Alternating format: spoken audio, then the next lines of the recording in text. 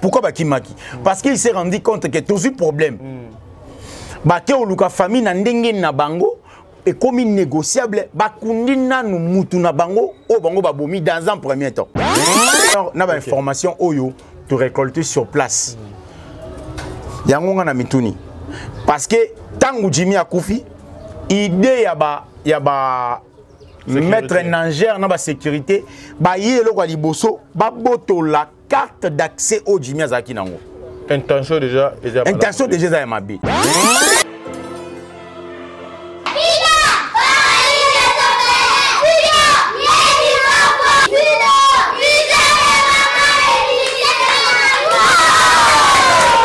Présence na biso ezali juste koya osenga ko remercier peuple de Dieu na mokili mobimba.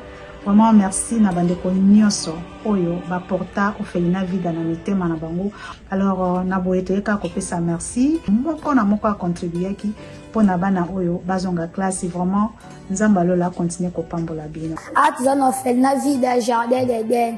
Dès que ça veut te bandi déjà classe bandi da kotanga. Si te nzamba pambola bino bato nyonso basungaka biso bazwaka soin na biso lobi biso mpe bato tokoma mpe bato. L'orphelinat Vida Jardin d'Eden est situé sur la rue Kinzola au numéro 49 au quartier Régie des Eaux dans la commune de Kiseso. Napesi merci na bapartenance oyo bakotala biso botika biso te bobakisa biso te. Claire de la Ligne, mon ami Pierrot. Ndenge bana biso bavivaka na ndako ndenge mpe bana ya vida il faut bavivre. Parce que jusque là to suki kaka na classe te donc to yeka ko rappeler na biso to za toujours kana besoin lisuni parce que bana na bazana besoin ya koza na meilleur avenir ya kotanga parce que na kati na to za na ba avocat to za na bato ndenge na ndenge ba docteur bazawana mais pour ba mona oyo wana na kati na bango yo senga ka lisuni na yo nanga. Toza na ba difficulté ebele awa toza na difficulté ya mai toza na problème ya ba mbet kolia à chaque jour bino mo boyebi soki botiki biso en tout cas moyen te bo soutenir biso makasi. Toza congolais olingaka bana Ophelina vida ezobenga yo tosunga bana balia balala bien bamela bien nzambe kopambola ako songsila yo ebele mpona nini oye ko soutenir orphelin. Donc le kwa nzamba senga to bokola bango lolenge to bokola ka ya biso andako bande ko nyonso bobengama ko soutenir Ophelina vida bolemba te to lemba te to sembola loboko pona avenir abana oyo tikete nzambe azana biso nyonso na kombo na Yesu Masia.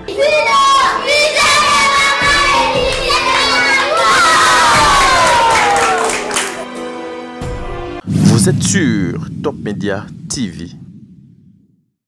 Mesdames et messieurs, les abonnés de Top Media Télévision, les amoureux de cette émission de Code de bonne conduite, soyez le bienvenu. Je pense que Edaï Soussio Lobate, vous avez vu des corps au Yassimananga, vous savez tout dire. Ezoko expliquer nyonso Ezali plateau auto salaki spécial hommage à notre confrère, celui qui était trop cher pour nous. Place au toza wa tobando zalanaye, tobando fananaye, tobando lianaye, tobando sekanaye. La dernière fois où Jimmy est venu ici, c'était le lundi et du coup le mardi Jimmy a tikibiso. Une façon il y a qu'on rendre hommage, une façon il y a qu'à faire passer quelques témoignages, une façon aussi de vous informer par rapport à la situation au Ezo Koleka. Pour nos Etali confrères Nabiso, sa mort, Ezali, nous savons tous que la mort, Ezala a fait moko naturel, mais au moins il y a en tout cas je n'ai pas que Ezali naturel, Ezali kaliwa batunyon so bakufaka, mais ba condition akufeli, en tout cas Ezali ba condition ya malamote, ndeko Nabiso akufi na kati ya piscine. Akufi na kati ya piscine. Alors jusque-là, nous demandons que la justice congolaise ait tirer attention na bango na dossier Oyo. Parce que jusque-là, nous sommes en train de crier, nous sommes en train de parler. Nous avons l'impression que juste rien n'est encore fait. Ça fait déjà lobby azokoksa une semaine à morgue. On a nous embaumé été. On a nous verdict que ça attend de l'autre côté. On a tout ça attend la connaissance. Il y a l'autre comme côté. Alors aujourd'hui, il y a mon frère, confrère Yamsi Yambe O Tozalana Ye Awa à Tambolaki ensemble avec la famille. Une façon, il y a qu'à s'imprégner un peu de la situation. Une façon, Yakoluka Yakoyeba, exactement que pense la justice congolaise, que pense la famille, que pensent les avocats. Votre Luka Moyoto informé Bino en temps réel. Je serai avec Yamsi Yambe Awana Plateau.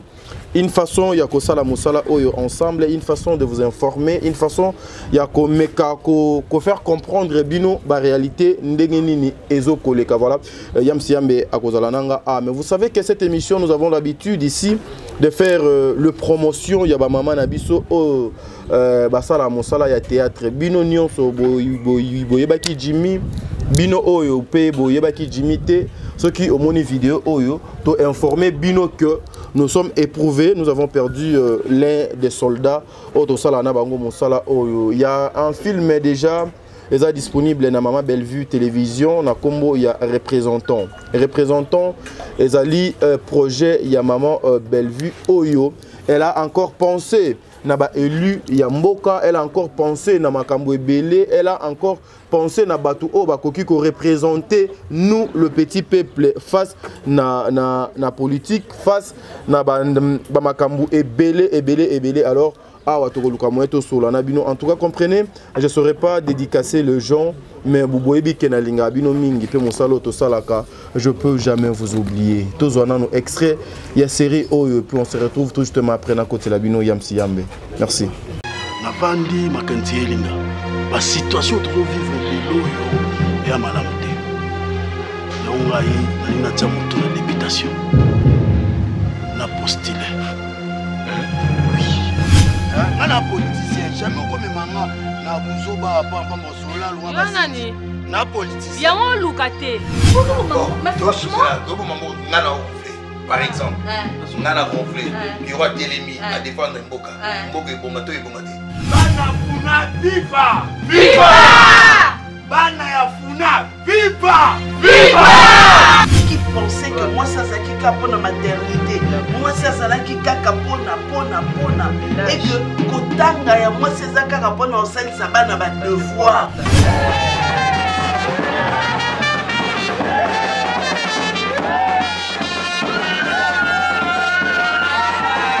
Voilà donc en d'autres termes, nous devons avoir un Congo debout. Parce que le Congolais lui-même doit être debout.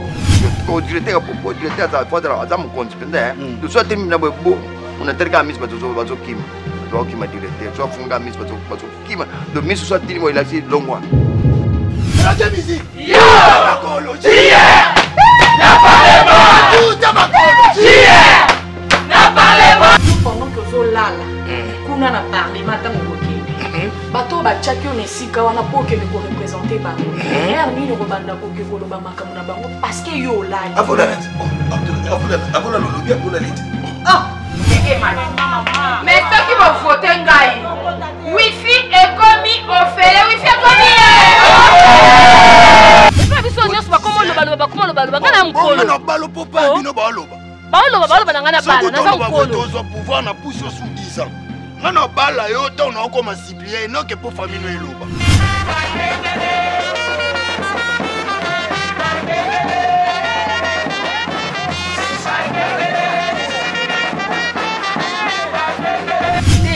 Dans tout ça, on peut se sonner. Dans le député, nous avons postulé des nazo postulé.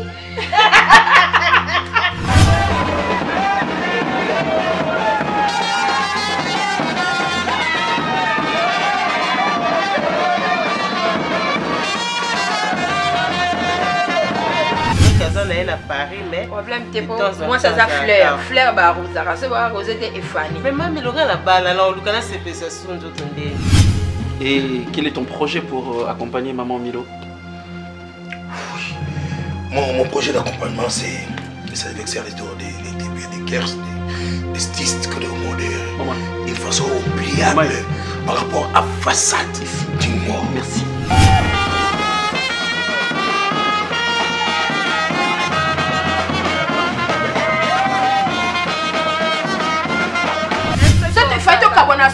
C'est la première catégorie de bisobana.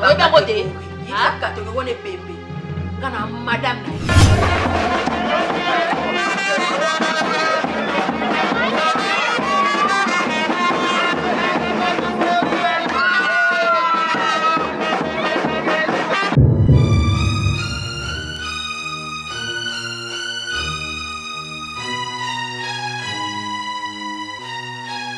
Mesdames et messieurs, nous sommes de retour sur ce plateau. On a un spécial hommage à notre confrère Jimmy Bokelo Wawa. Qu'est-ce dire, papa? Je suis avec Yamsi Yambe. Là, c'était juste l'extrait à film Nabino représentant. Ils allaient disponible à la Belle Vie Télévision. Allez suivre ça, vous ne serez pas déçus. Allez prendre vraiment part à la Belle Vie Télévision. Et vous allez m'abisser à Kimia. En tout cas, et quelque chose de bien. Ndeko Yamsi Yambe, bonjour. Bonjour Ndeko Tadi. Et puis Mbote Nabande Onyon sur Talabiso. Essayez en fait de me comprendre, je suis épuisé moralement, physiquement. Mais pas spirituellement. Non, je ne dirais pas spirituellement parce que c'est durant le temps où quand même la Bible est en harmonie. Vous avez la Bible? Ouais, longtemps en trop pour vous méditez en moment trop. Ouais, en fait, moral je suis tellement abattu au point que moralement surtout. Je suis arrivé au point que la mort existe vraiment. Pour moi, je n'ai pas cru que... En fait, c'est quelque chose dans la mort existe, les gens meurent du jour au lendemain. Et j'ai perdu ma mère, je n'ai pas senti cette douleur parce que j'ai perdu même ma grand-mère à Bokolanga. Je n'ai aucune douleur, mais ce que j'ai ressenti avec Jimmy, c'est au-delà en fait, c'était fort. C'était fort, mais sinon, Nzambe Allo la consolera. Il est le consolateur premier et puis le rédacteur vivant a consolé mes témoins Ezoki. La prière, on a chaque jour, on a samedi la lobarango. Même chez Nala, même chez Nala Mouki, même à 12 h, à chaque fois, chez Nala samedi la lobara, consoler mes témoins à bateau Ezoki. Parce qu'il y a un consolat. Bateau ba na ba hôpital, pe sa bango makasi, na bonne santé guérison. Bateau ba na ba kachou, pe sa bango esprit yako sinzila, c'est-à-dire yako bateau yenge bene en fait. Très bien. Parce que bon, ce que vous peut-être moto Koufelando et douleur. Très bien. Voilà. Merci Tozoya, vraiment Jimmy. J'aimerais assez que comme c'est un sujet qui est rempli des émotions, en tout cas j'aimerais assez qu'on essaye de Tochango na deuxième partie ou dernière partie à émission Nabiso. Nous allons vous donner les informations, les explications. Il y a tout ce qui se passe entre la famille et puis la cité Oasis. Nini o ezo koleka parce que Yamsi Yambe oyo aza na plateau nanga mokolo mwalelo auti kuna ba kutani avec les avocats ba sololi et makambo ba sololi en tout cas vous gardez moi patience pour na kolanda ngo juste vers la fin de cette émission. C'est par là que nous allons vous donner Babylone sommet. Sauf imprévu, le vendredi déjà, Koria Jimmy et Koki Kobima. Koria Ndekonabiso et Koki Kobima. Donc, Tomi Lengele, pour que to rendre hommage Yasuka Nandenge Longo Banye Pande Konabiso. Yamsi Yambe, to Kozongaka juste na Makambo, to Banaki Koloba Awa. Aujourd'hui, lorsque vous voyez les amis, le frère, le sœur, Koukoufa à tout moment, pasteur de la foi, Alobaki était na Moulongo, il y a journalistes et ceux qui vont continuer, Liwa et Kozala Makambo Belé et Kozala Ndeko Yams. Et Yuna Nini, Liwa et Ndeko Jimmy. La mort existe. Nous sommes tous de pèlerins. Dans le Barango, à chaque fois, dans l'émission, on a Belé, soit na Bandi, soit na Soudissi. Ce qui lui a été enlèvement et Rosabiso. Entre les deux morts à Royal Liboso. Très bien. C'est à nous maintenant à Royeba. Troponé l'oroté. Parce que tous en a monopole à Rolobate, il y a un poni enlèvement. Tout en a poni Liwa. Mais Liwa Jimmy a fait est troublé en fait. Je suis vraiment affecté. Na Liwa frère parce que nous avons lundi. On a parlé avec lui le mardi. J'étais avec lui le mardi, je crois à 11 h. Si je m'abuse parce que Nathalie vidéo sous kana salagi mardi, na salagi on a yé. Et il y a Okende, on a vu votre téléphone non sa vidéo. Na kata moli monanga. En fait, na yoki espimo ebisinga belelayi. Amona ke non sa vidéo. Mais après na check yango vraiment cœur te na kenanga na 17h a benginga ebisinga mon cher Rosa puis na ebisi na bi naza na libanda ya Oasis ah na mono ndire na kozwa temps mingi kende na yo comme ça to benganaka donc appelle à Souka Jimmy à Salaki na ba masa na yi oya ya mai téléphone à soli na yi izakinga et puis Mastan ya Jimmy ya Souka oyo akutana na Jimmy face à face boye ya Souka ezanga ok ouais donc il y a pas à dire quoi c'est la mort après nous sommes tous le pèlerin t'as dit les deux à Jimmy et dans 10 ans peut-être ça va être Mutumosusu dans 5 ans, dans 3 mois, dans 2 mois, ça dépend. Vous comprenez? Même bateau ba la Jimmy lelo, même bateau ba kamwa Jimmy ah Koufi, même bateau ba lo ba na yeba ki. Nous tous en fait nous sommes au nakata cercle moko boye oyo liwa et tourné. Oui ton ça la jemo ton to kola. Il y a jemo ton ça il y a roboka liputa boy. Voilà. Donc liwa lelo bois qui liputa pas Jimmy. On ne sait pas lobby robot kalipute pas nani, lobby okuni robot kalipute pas nani. Ce qui est important, c'est recevoir Jésus-Christ comme Seigneur et Sauveur.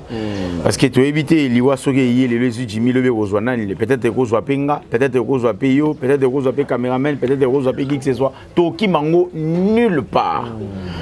Donc toi tu as la place mon toki maliwati. Très bien. Yamsi Yambeyo Obano zala mingi avec Jimmy, Moko Nabiso, Massa Nabiso, Moninga Nabiso.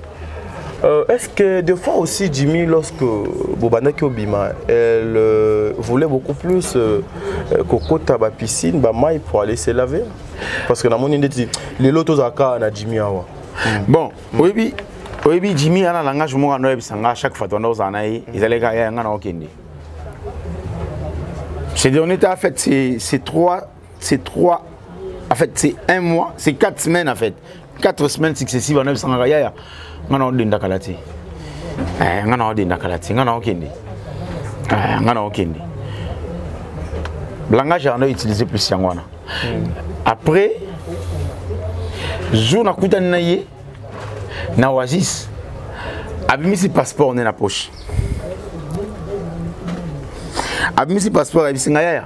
Mon passeport yanga abimisi ya fungoli alaki singa habita visa alaki singa passeport abisinga ta visa yanga na voyager le même mardi s'il vous plaît ndalaki singa passeport wana mon cher nga na voyager mais le même mardi à 19h Akoufi donc nakutani après quelques heures Akoufi nakutani na 11h Akoufi na 18h donc c'est à peu près 5 heures du temps 5 heures du temps donc nakutani après 6 heures du temps Akoufi alors vous voulez dans andeni vous voulez na imaginer mon déni exact que Jimmy a belaki exact que Jimmy a salai fièvre je sais en fait il y a un moni non les là trop après batuba on dirait exagération batuba on dirait la peur de morale batuba on dirait je suis trop émotionnel en fait moi-même je me pose des questions est-ce que tu peux imaginer que non les qui ça atta 2 minutes était sans y revenir on a mon tunanga. Et les kangatas 2 minutes c'était avec non ça donc non tikalaba qui dit bah non vanda ngamoko je réfléchis trop en même temps je me dis comment Jimmy encore lit-moi bouillir et puis c'est fini il part dans sa dernière demeure pour ne plus revenir dans revenir on a question là oui puis tu as un système moko en fait musalo tout ça là internet vu que tout ça là musala il y a mon tout. Alors, l'intellectualisme est totalement différent avec Moussalo, tout ça, il y a mécanique, il y a mécanique, il y a voiture, il y a ingénieur, plombier, il y a quoi que ce soit. Moussalo, tout ça, il y a fait dégager l'intellectualisme. Réflexion et la réflexion, ça demande beaucoup de réflexion, ça demande beaucoup de choses. Après, quand on arrive à la maison, nous sommes fatigués deux fois, même pendant la journée, même 15h, 16h, on a commis fatigué, épuisé. Tu vois. Alors, tout ça, un système, tout ça, là, moi et mes amis, mon Dieu, bah, Yoko Tunolinga Goyate, Baron, Baron Cédric Yolo, bref, Bamasta Ebele, Galo Voulouzi, Igo Kwele, Eric Ewa, tout ça en Arabie, surtout au Mona, Bamasto Bana voiture, tu démarrer ma voiture, toqué Kinkole. Kinkole toqué Narayango presque chaque week-end. Donc, ce qui dimanche, c'est que c'est parce que j'ai voulu. Mais tu as déjà dimanche, en tout cas, tu as côté Kuna Kinkole, na mayo et chola gato sukola. Ce qui te Kinkole 50 fois, tu as na Jimmy Msoupi 30 fois. Ok. Na 30 fois, on a trouvé na Jimmy atamba la mon côté Jimmy à côté na mai. Oye chola et ko soukelanga na profondeur il y a 50 cm. Oh Jimmy ata avandi na kata mai mutu e kitate. Do aozala aomuna mazaya enfant na kata mai. Il n'a jamais accepté au soukola ata na mai ya bongo. Ça arrive et puis eza musa nanga. Vu que moi je sais nager donc dès que j'arrive na lié oyo to soukola et lo wali boso na salara na se déshabiller na lati mba mayo nanga ya mai.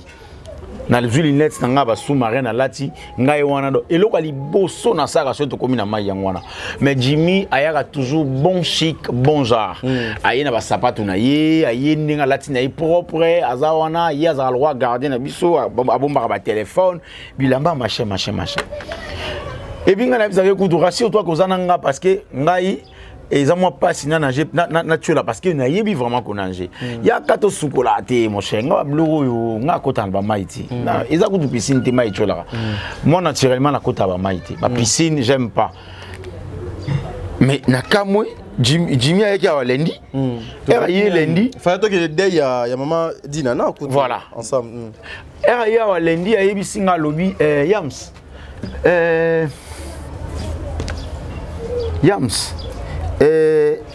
il faut toko tabnani oasis ezo yinda mabegunga na biso piscine on est mystique mais na yibona bisa ope micro na tourner té parce que celle là moi 2 jours à tourner ba émission té aya bisinga binanga signalo pe ke micro na tourner té vige vena biso nani bienvenue wa Escobar azana kini même ça ko goyet aya ki déjà donc moi na tourner et a été on moni amsu na ozamo absent mais toko tata lobby mardi tout sukola bani sucre ba petit ba sucre bazawana ba miliki balini bali bokelo la vie a ses surprises franchement je t'ai dit abia banzukul bazawana en fait banzukul c'est beau un terme moi utilisera yeka mu dedans mais la biso ba donc il a dit petit bazakuna na on est si surtout comme on a en tout cas ils a bien mais c'est ok pas de problème dimanche mardi alors tu osala lobby p c'est fait que ngala ke tournage mon na kendaki kokota nanga sans même idée que na rokuda na Jimmy kuna na yebi ku na zata na idée ya Jimmy na mutu nanga de mbamo na moni ya bimi na virage mo wana oh yembe na c'est bokelo ok oh na meme Olivier sakio na chantier na yuno za na toza na mundi ba na sina bibiso toza a to tourner ya na zoya non, il y a piscine, moi, ils ont une photo lavée. En fait, c'est 2 jours, il m'a parlé de piscine, à 4-5 fois. Donc, de lundi à mardi seulement, jour où on a caca. Piscine. Okay. Alors, moi, personnellement, nayebi que Jimmy, alingara makambu ya kosukula na mai, té. Il faut sokola kana giko. Na douche et puis voilà, na salle de bain ça, et talika yé. Yé douche, salle de bain, kuna c'est central. C'est ayoka bien. Mais c'est fait que ngala koti nanga na sali pe vidéo nanga yebi ka nepso to zaka soko na place mo moni za beau à voir faut ça moi vidéo donc on ça vidéo ya snap na tomboli bwe na moni Jimmy a okende donc na se rappeler na ndinga ala taka jour ala taka body moko ya pembe ya bras cassé asimbi saki na pantalon ya jean na chango e tirette na basket moko na kende ko somba na ye jour na somba basket to somba un jour moko na ye. Après, c'est fini, il est parti. À 17h, Moulungue Zagi. Bon, on a une course au sala. On a vu si on dit bateau bima. Il faut bien aboquer le psychiatre, ok, il n'a pas trop bien libanda. To comme écoute libanda, mbalamo appelle Nekoti. Mon cher, on est ni nest na vie, ouais ça va. Beaucoup mais c'est total média libanda to qui ne vers Shoprite, to zo moto. poto tozonga na kiba course mosusu. Très bien. Ndazo sanga bon ya dans ce cas bino bokende to benga na kaka. OK. C'est bon. Bo benga na biso bokende biso to benga na biso. To check bo biso to kei to benga na. Très bien. Mais to kei téléphone na 15h, 17h, 18h, vers 19h, téléphone est kangami. Très bien. J'étais pas déchargé, nazaki sur la charge, nazaki sur le loin au sati. Après, nazongi, d'ailleurs, nazan un vieux moko kutu, ateke la biso ba parfum, nazana lemba. Ton robe ma pona za transport, na bima lemba, na moni vieux wana. Ah, masa nanga neni, nese ouais, ça va vieux, neni yo, ouais, ça va. Neni masa na wana boga wana parce que jour ali boso mona Jimmy a sepela wana parce que Jimmy ne mutakende ki avait yé a son parfum nda yebisinga ah ya donc azana ba plan bien nous quoi ba plan bien na munya ngape na bon ngape na zora parfum na yebisi Jimmy yo kakola kaspo ya kakola bien ne jonga cha ba parfum $20 ya habité veto cha $10 habité $10 te bobe sanga $10 na 7000 bon Jimmy alinga boya ngana si ah papa nga pesi 7500 soza 7500 opesi apesi 7500 to suba parfait Jonas ko vendredi mardi on attend on nga moninga tuninga neni master na wana boga wana nga na ibise na bi oui c'était 21h déjà téléphone nga yo kangama na ibise oui aza bien na ibise ka bongo par esprit en fait na esprit nga na ibise ka ke ouais aza bien or 21h on a déjà Jimmy a kufa déjà ba kene pe dans l'hôpital ba komo luka sko neni ba China mort parce que ba meki ko réanimer et simbate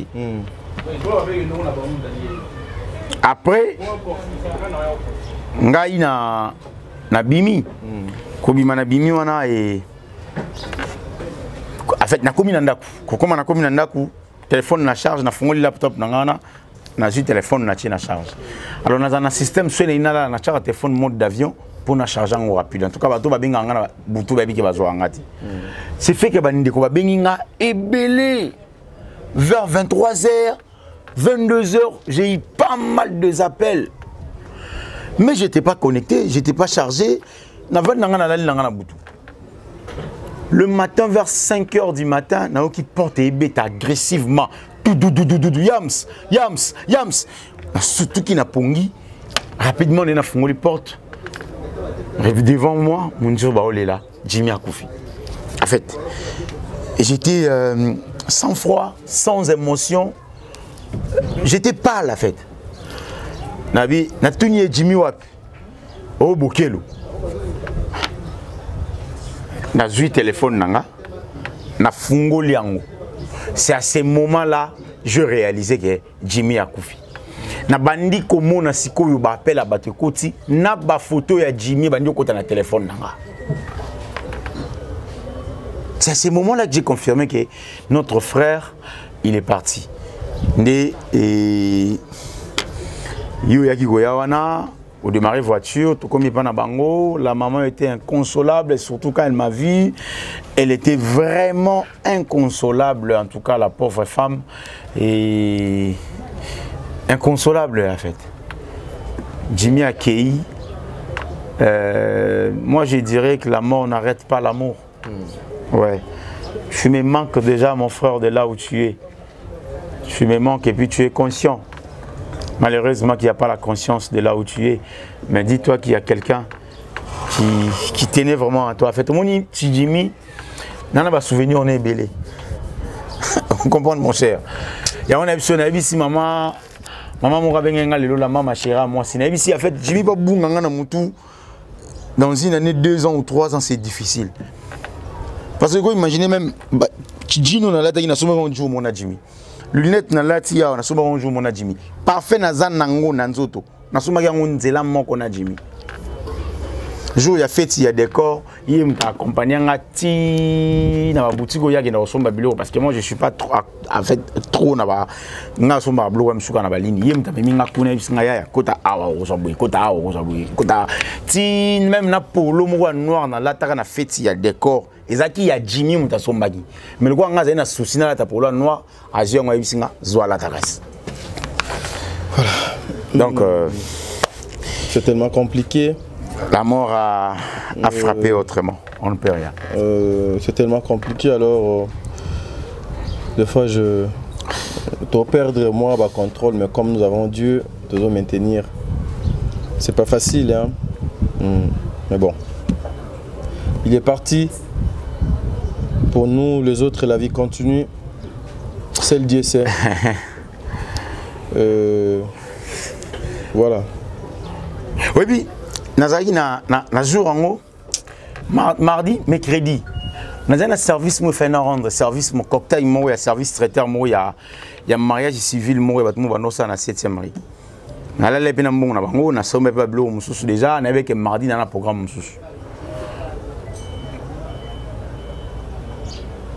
Quand on a longué Papa Jimmy, le mariage civil, c'est ce que j'ai dit. Quand on a longué Papa Jimmy, mardi, mercredi, on a 16h, on a Gambela. On a somba biloko ya service on a fait na somba poisson na somba ba piment doux rouge piment doux jaune fait na somba pour na sala vraiment cocktail na ba colorant mususu pour na sala na continue wende. Tu sais, j'ai remarqué que bah tout ça activité na bango normal. Tout le monde était normal, nous sommes ça makamnae. Ngas ko na télémi na bi ah bah tout ti bo ça makambo ba ebité ke nga na ko feli Jimmy. Comment tu vois comment j'ai commencé à réfléchir. C'est dur. Donc, la mort n'arrête rien, la mort n'arrête personne, la mort n'arrête pas l'amour. Donc, Toku va lobby. Le même lobby on a battu mon koto ba osaba aventure na bango battu mon koto ba osaba plaisir na bango battu mon koto ba omela masanga. Mais biso toi quand même na mort. Raison pour laquelle je l'ai dit, tu vois, l'amour est plus fort que la mort. De là où tu es, mon jeune frère, mon ami, je t'aime beaucoup. Et tu me manques déjà. Voilà. Jimmy Nabisio a motivé dans la vie, ça nous est arrivé, top max et côté, c'est le côté. J'ai travaillé avec Jimmy 2 ans en foot et à Tambamonti. Il était là, motivé, quoi. Actif. Si on a lembi on est moi benga ya uza tout tourner dans le quoi actualité moi bimi ya kofi ya to beta beta nan. Donc ça dit il est là nga on a lembi caméraman a lembi mais il y a dans lembaté ça dit il est là il motive actif. Ça dit oh là c'est nous dans la pour ça musala.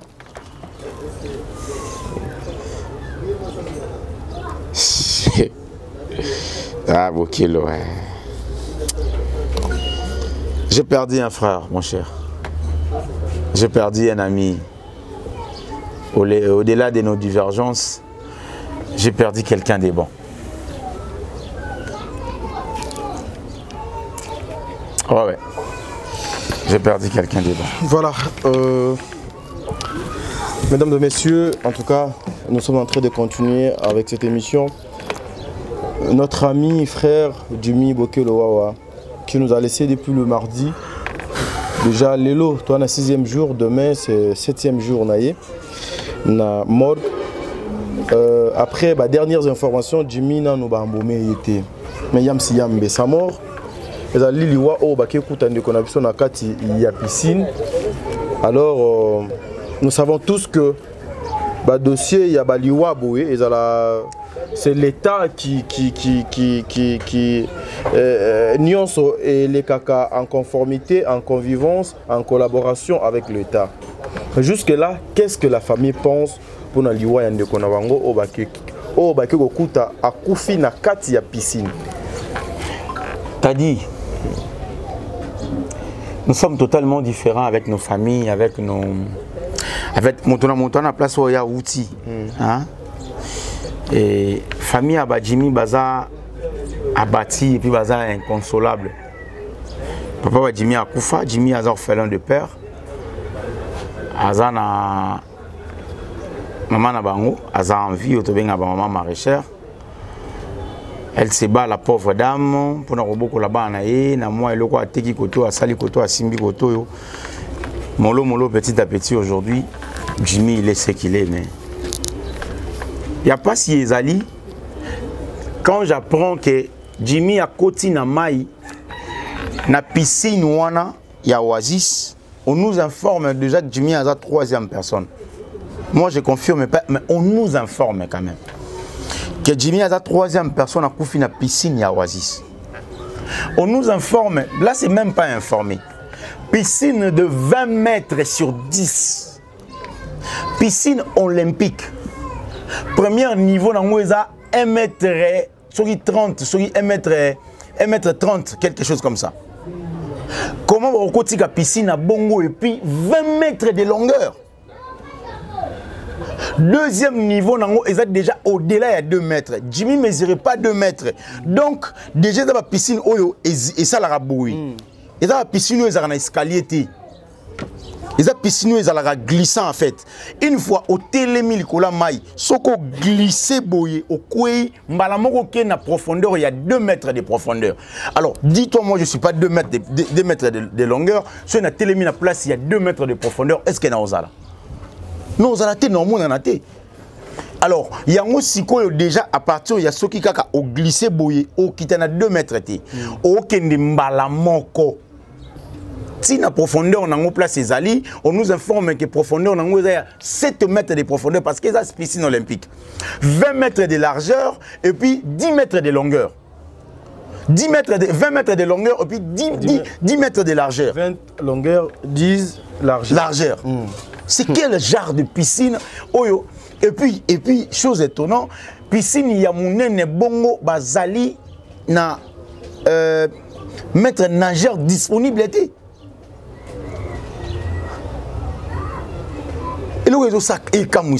C'est pas par rapport, il y a des rumeurs, tout ce qui se passe.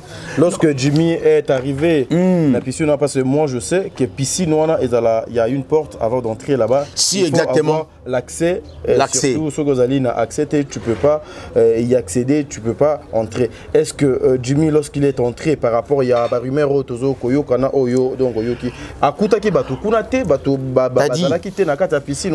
t'as dit, je suis journaliste d'investigation, toi tu sais. Tu sais qu'hier, Nazaki, na famille, depuis Jimmy Akoufa, je suis toujours en collaboration de près, pas de loin, de près na famille. Avec de responsables de la famille à Jimmy. Pour nous voir, souci zawa puis besoin nini, on peut s'orienter comment on a besoin ou tout souci. Très bien. Aujourd'hui, je suis réveillé à 5 h du matin. Hier, on a lali presque à minuit. Alors, on a 5 h du matin, on a repassé chez Nanga, on a soukoli rapide. 6 h du matin, on a la ville na Baoba na beach. Pour nous oser la famille à Jimmy, tout qui n'est pas, il y a cabinet à avocat Moro ou dans le temps à Combonaïti. Mais nous avons remarqué que depuis Jimmy Akoufa, depuis le 7, à 19 h, place au Jimmy Akoufa qui, si les lots ils en nous saisité. Est-ce que tu peux imaginer qu'il y a tout à soso moroboui dans ma campagne, dans la voiture, dans côté, il y a colonel, il y a ex-colonel Mayele, général Mayele. Na tout à soso moroboui, na vitesse nazoya, et na tout à soso wana batbaganga, bomi soso, mukolo na ngwa bimi. Ba soso tang batambula na nzela to mona ga mukolo na ngote. Mais tant on a tout à soso na mukolo na ngwa bimi.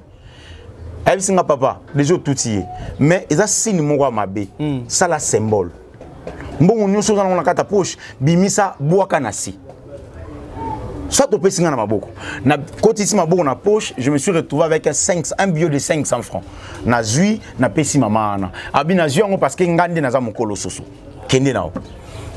Maman mon quoi, garçon mon rakouf a autotika moi si na ye na amon simba yoza transport azo zonga a commis juste na virage sur les gars mon simba yo côté le rozo qui ne route matara ki sensu.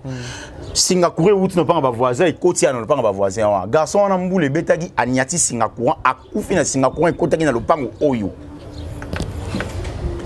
Kaka po akuvai na singwe wuta na lopango oyo me lopango ba bendi courant eza lopango wana kuna nde baza bazui singa na ba ina ngo awa mais famille wana na lopango wana porté disparu ba kimi. Pourquoi ba kimaki? Parce qu'il s'est rendu compte que tout ce problème ba ke oluka famille na ndenge na bango et comme négociable ba kundina nu mutu na bango o bango ba bomi dans un premier temps. Vous comprenez? Na erreur na bango. Na erreur na bango. Très bien. Moi je me pose des questions.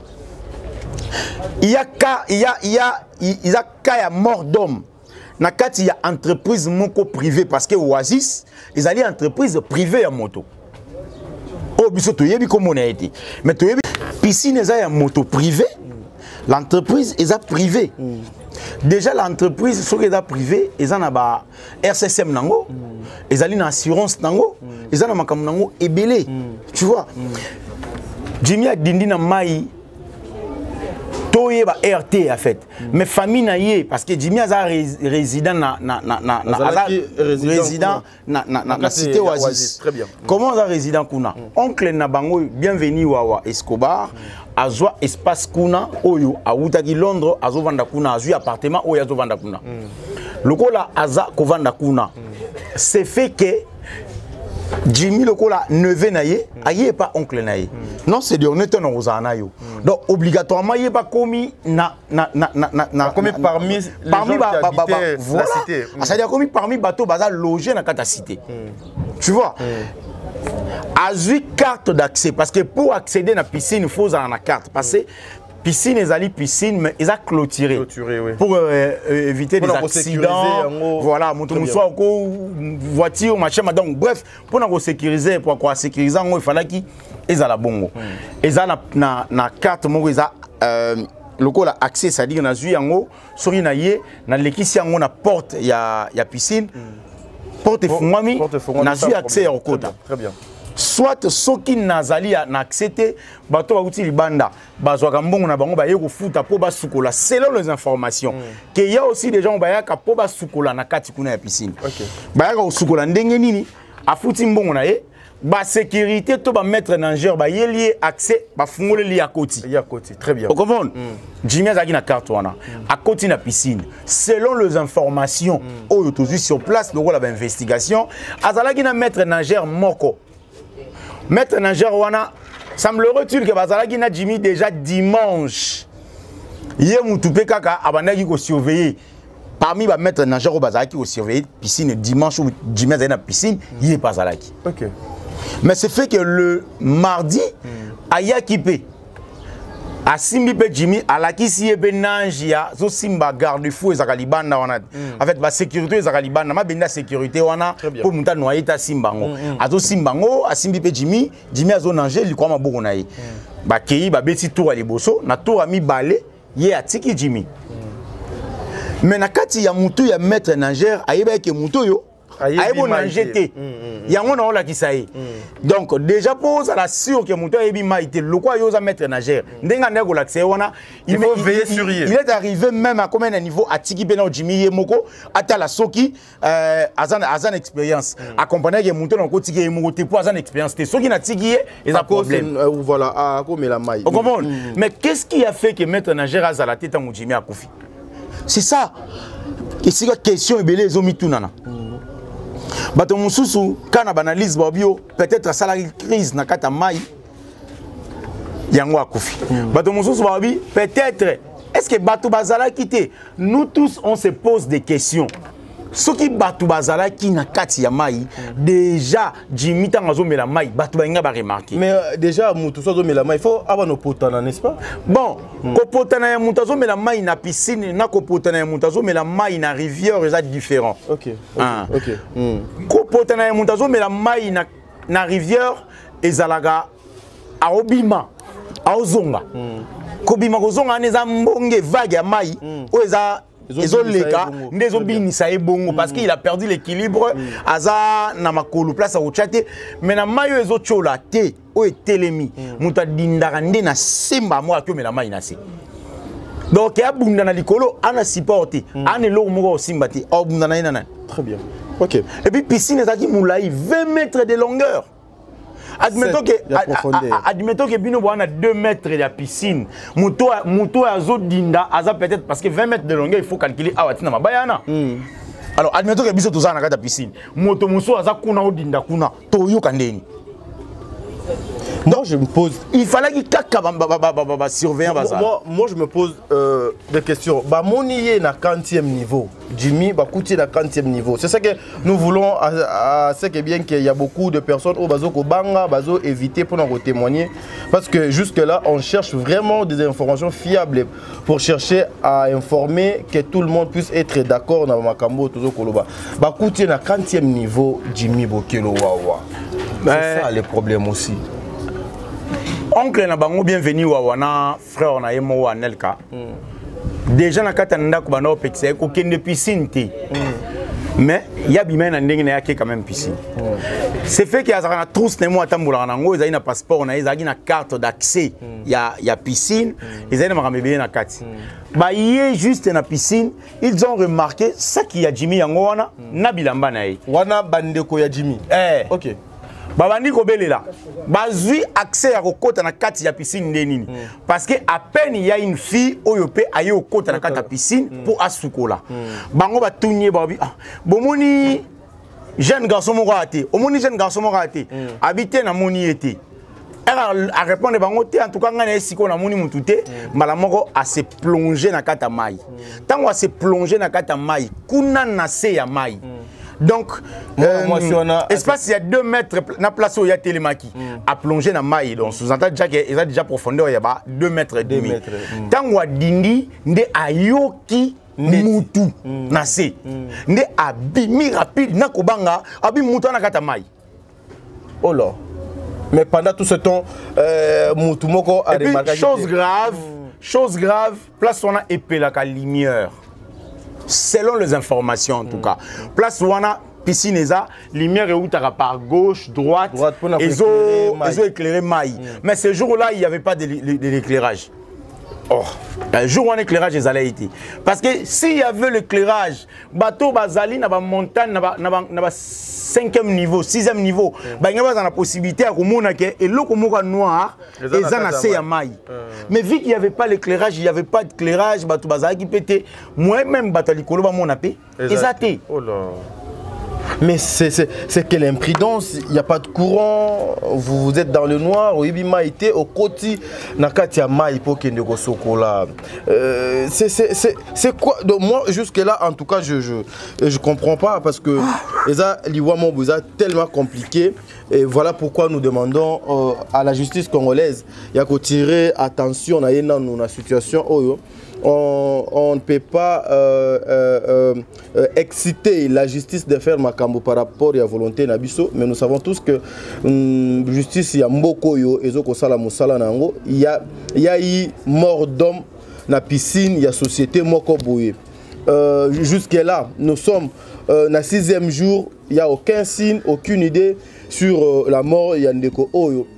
Tissiko, pour votre information, Mbome Yepete et le comment donc salemité. Alors, comment faire pour que une vérité, une justice vraiment à solo et salema par rapport à Liwa Yandeko. Oh, le lobo où tu la famille. Tu sais, na le lobo, mon gros. Très bien.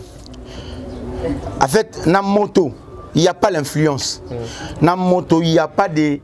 Non, voiture et tout le monde a confié sa voiture, il y a première dame sud-africain, il faut isoler première dame, isoler famille parce que mon a confié à Zangatina.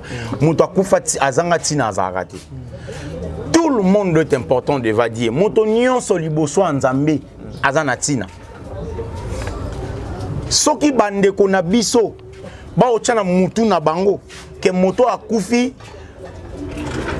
Azanatina, il faut protéger l'entreprise Nabiso. Tant pis.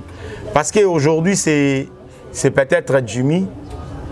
Et surtout que j'ai des informations. Avant Jimmy, il y a eu 2 personnes. Voilà, par rapport, il y a des rumeurs. Il y a des rumeurs, il y a des informations Oyo, tu récolter sur place. Il y a un mituni. Parce que tant que Jimmy a Koufi, idée il y a mettre un nageur dans la sécurité, la carte d'accès au Jimmy Azaki Nango. Intention déjà, c'est-à-dire, Jimmy Aza quelqu'un Oyo, Aza Moto Aza infiltré, Ayagi Osuko la Kaka, Liwo Ezuewana. Or, Azar résident kuna, c'était quoi l'intention Koloba? Il faut te boto la carte yoto zalanangona na possession nabiso. C'était quoi l'idée? C'était quoi l'intention? Donc vous acceptez, il y a un mouton qui fait la piscine nabino. Après il faut que carte to bon monde, vous saboter moutou ya batu. Moutou ya batu ya mokili ya nzambe ya binote. Bino bolingo saboter yebo sa akufi déjà. Il faut to sécuriser non musa nabiso. C'est ça le problème. Mais gloire à Dieu, c'est là qui va zoyer carte wanate et ba potana gina famille ya Jimmy, baza quand même na possession carte wanate siko lokwa ba résident kuna. Et en tout cas, tous aïeux la justice dans le parquet général de grande instance à Yagombe. Tokenai kuna, tokutani na magistrat. Famille bazolo ba il faut condamner moi na bango. Famille bazolo ba il faut ba mbomeye plus vite que possible parce qu'à Koufagi liwa ya mai, de père qui Abeba, oui. De père qui Avimba. A se décomposé na bandenge mususu peut-être bango ba calculer. Très bien. Ndé to utaki wana lelo mais toujours vraiment compromis na ba magistrat na ba cabinet ya avocat au bango bazwaki. Ndé par conséquent ba bisi biso to zonga lisusu lobby na tongo. Lobby na tongo to cause suite mon favorable après directement to ko ambomene de kona biso peut-être na ba 11h 12h soit to raté mardi en tout cas. Soit il t'a raté mardi et tout ça là mercredi. Soit il t'a raté mercredi et Koko Makaka 10 semaines prochaines. Pour jamais broki ko jeudi, vendredi et bimi. Donc c'est déjà impossible. Très bien. Donc voilà, nous sommes arrivés à la fin de notre émission, mesdames et messieurs. Comprenez que c'était une émission. Il fallait tout ça là, Jimmy Bokelo est parti. Pour nous les autres, la vie continue. Craignons Dieu. C'est lui le grand maître, le prêtre. À l'équipe grand prêtre sur Mokili. La justice congolaise, il y a une situation, il y a mort d'homme dans la piscine. Il y a une personne qui est morte dans la piscine. Il y a des avocats, il y a des sociétés civiles qui ont engagé des avocats pour nous rendre des problèmes. En tout cas, je profite de cette occasion, tu as dit, permets-moi d'arracher au Maloba. Tozana Kamogo, journaliste, attaché de presse, animateur des émissions socio-culturelles, youtubeur, bref, corporation, journaliste, en ligne, en presse, médias, sur place, en clair. Je viens auprès de vous pour vous informer. Nous avons perdu un frère qui s'appelle Jimmy Bokelo Wawa. Azalaki moko na biso baneko ko simba micro. Moko na biso baneko ko simba micro. Azalaki moko na bino baneko ko simba micro. Nous sommes sans défense. Nous sommes inoffensifs en fait. On ne peut rien. Jimmy a koufi na kati ya piscine ya société moko privée. Mais société wana e tcheke ti sikoyo ba kosala elo côté ti sikoyo ça fait presque 6 jours lobe kozala une semaine ndeko na kunda mité ba mbomé été.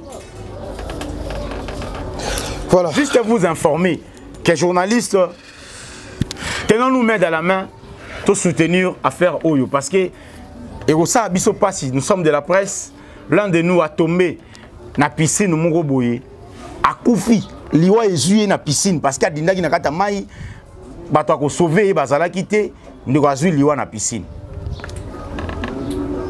na entreprise moko privée ezali cité Oasis de Bandal oza juste pembeni ya Money Shop Shoprite.